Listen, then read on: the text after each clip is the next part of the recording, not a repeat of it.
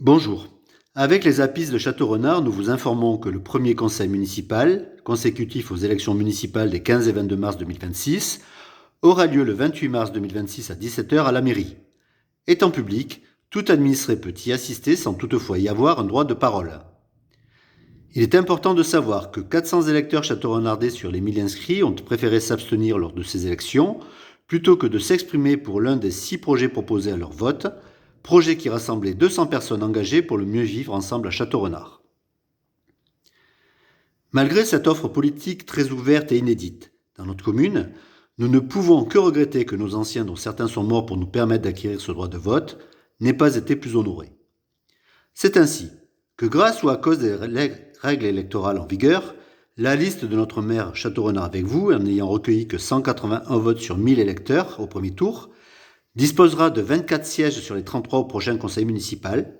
que la liste du Rassemblement national Château-Renard avec conviction ayant recueilli quasiment le même nombre de votes, à savoir 179 votes sur 1000, ne disposera que de 7 sièges, et enfin que la liste Tous Unis pour Château-Renard avec 97 votes sur 1000 ne comportera que 2 élus à ce conseil. Les 100 candidats engagés sur les autres listes seront absents, à moins que le futur conseil municipal, dont les membres se sont tous revendiqués s'engager pour le bien de notre ville, ne mette en place la gouvernance partagée, innovante, transparente proposée par notre liste Les APIS Château-Renard.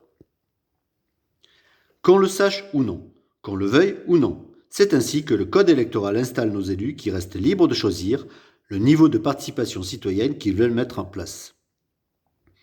Revenons à ce premier conseil municipal. En quoi consiste-t-il ?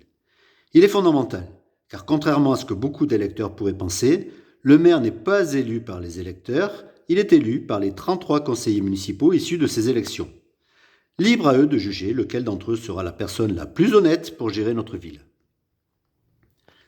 Même si les électeurs n'ont permis à aucun des membres de notre liste Les APIS Château-Renard de siéger au conseil municipal, nous ne pensons pas que nos propositions soient toutes à jeter à la poubelle, comme les 130 000 bulletins de vote sur les 140 000 environ édités pour le seul premier tour de ces élections.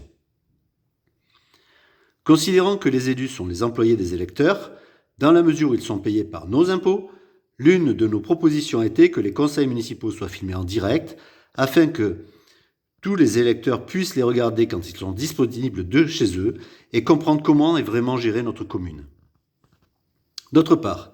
il se trouve que la liste Tous Unis pour Château-Renard proposait aussi cette mesure et que Vincent Lescaut, qui s'est engagé publiquement sur la charte des APIS, siégeant au conseil municipal, pourra donc exiger, avec notre soutien, qu'elle soit remise en place comme elle l'avait été pendant le Covid. Ainsi, il ne tiendra que de la décision du conseil municipal de demander au service de communication de la mairie d'organiser cette diffusion et aux électeurs de ne plus se contenter qu'un maire issu d'une liste ne recueillant que 181 votants sur 1000 inscrits ne puisse décider avec ses colistiers élus de ne mettre en œuvre que son programme dans les 7 ans à venir sans devoir rendre des comptes des conséquences de leurs décisions. C'est ainsi que les APIS de Château-Renard veilleront à ce que toutes les bonnes idées pour notre commune soient mises en œuvre, quelle que soit leur origine, afin que nos enfants puissent être fiers de ce que nous aurons fait pour eux.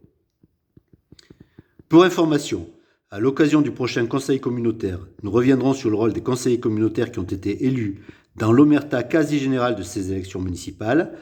Pour les curieux, vous pouvez d'ores et déjà retrouver les principales informations à ce sujet dans le résumé de notre réunion publique du 12 mars 2026 à la salle de l'Étoile, visionnable depuis notre chaîne YouTube Les APIS Château-Renard ou notre page Facebook municipale 2026 Les APIS Château-Renard. Merci pour votre écoute et pour votre partage apaisement.